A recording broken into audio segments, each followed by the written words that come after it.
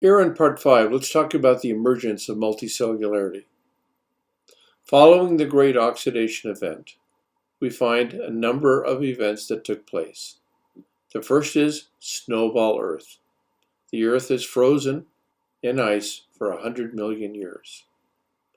After Snowball Earth 1 is over, we see the emergence of eukaryotes associated with an increase in oxygen concentration. And as the oxygen concentration begins to increase, we see the evolution of multicellularity. So what's going on here? Well, prokaryotes, such as Cyanobacteria, can form simple multicellular communities. Here you have a sequence of individual cyanobacteria cells that adhere to each other. We have some cells that specialize for nitrogen fixation, as I mentioned in the last lecture. We have some cells that are specialized for photosynthesis, and we have some that are associated with reproduction. We have 3 different cell types here in a single organism. This is simple multicellular in a simple multicellular community because each of the cells has full access to the external environment. So we'd find that the development of vegetative or photosynthetic or heterocyst cell types associated with changes in oxygen concentration on our planet. And it involves 2 things. One, it involves a signal from the inside and outside of the cells to provide information about the level of nitrogen that's in the environment. If there's a low nitrogen level, then that triggers the formation or conversion of vegetative cells into heterocysts, whose function is then to generate amino nitrogen in the form of ammonia. In return, the vegetative cells provide the carbohydrates and energy needed to run that nitrogenase reaction. So we need a signaling system to sense what's going on in the environment, a signaling system to control which cells differentiate, and a communication system whereby that development and control and sensing of the environment can take place. So at this point here, let's introduce 2 concepts. Multicellularity means more than a single cell as part of the organism. If an organism is simple, it requires a couple of features: adhesion molecules, some form of communication between cells, as I had mentioned. This has the advantage that, of course, that the loss of any single cell is not fatal to this collective community, and it affords the opportunity for differentiation. But in simple multicellular organisms, all cells have contact with the external environment. And that's not the case when we get to complex multicellular, because then only some cells are in direct contact with the environment. Simple and complex multicellularity organisms share a number of features in common. Adhesion molecules are required, features for communication are required, and cell loss is not fatal to the organism.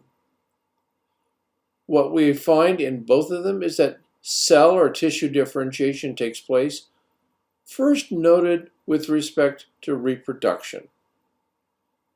Lastly, in complex multicellularity, when only some cells have contact with the external environment, because of diffusion limitations, some sort of a transport system is required, some sort of a system to transport resources from the external environment to those interior cells is required. And that is often associated with a genetic program for development that controls what kinds of cells and to what kind of a cell develops. We see some of the multicellularity in simple systems, shown here with the bacterium, Myxobacterium. Typically, they are single cells, but they can come together and differentiate to form a fruiting body.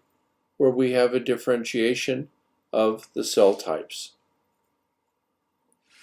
So let's talk about a hypothesis for the evolutionary sequence that led to multicellularity.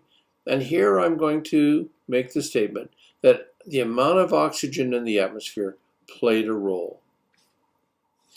Through much of the Archean, we had no free diatomic oxygen in the environment. We had the evolution of cyanobacteria some 2.5 to 3 billion years ago. They developed in a singular event oxygenic photosynthesis that, as a byproduct of splitting water, resulted in the formation of diatomic oxygen. Initially, that diatomic oxygen in these aquatically living, oceanic living cyanobacteria was associated with the rusting of the planet. It was associated with the rusting of iron that was in the ocean beds and the ocean sediments, ocean rock.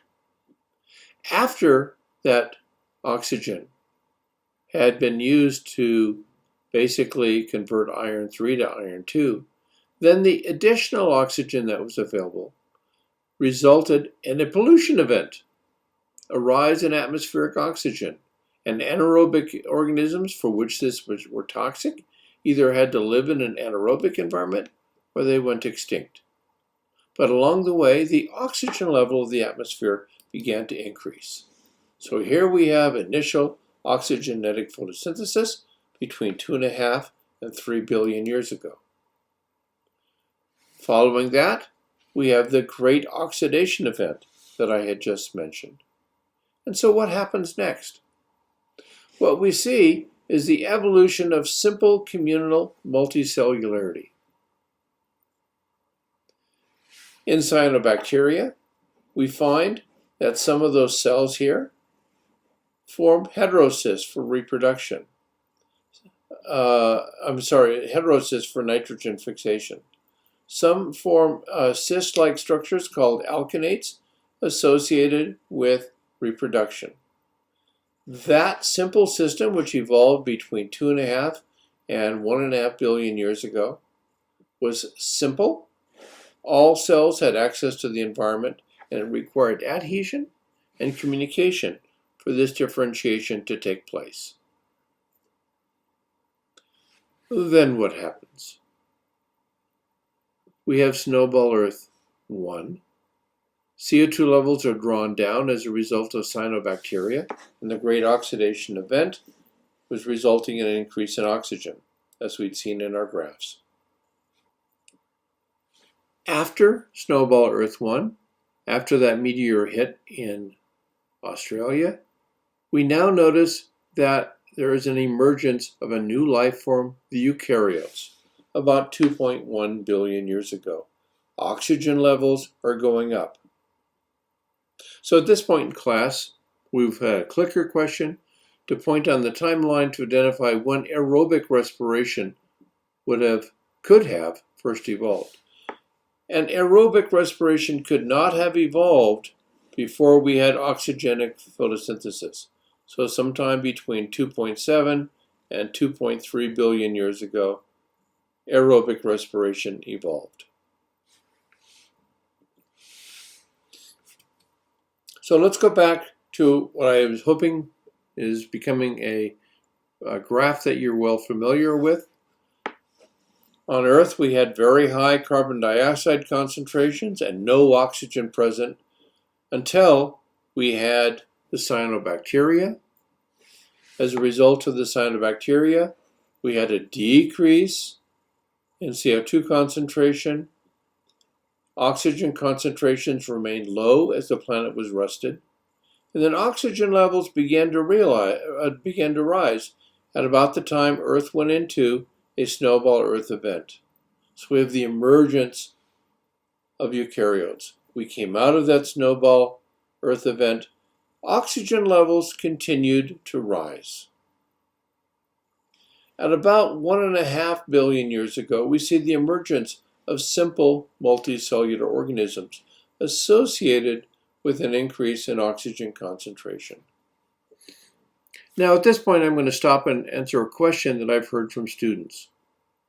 Why is it that we had a snowball Earth 2.5 billion years ago when we had low CO2? And we have low CO2 today. Are we going to have another snowball Earth event? The answer is no, because one thing has changed over the last 3 billion years. The sun is hotter today than it was 2 billion years ago. And therefore, in order to maintain a Goldilocks planet where the water is not all as vapor and not all as ice, we needed more carbon dioxide heat-trapping gas back 2.5 billion years ago than we need today.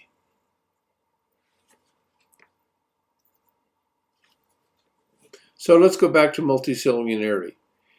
It is in the eukaryotes that multicellularity emerges as a dominant life form.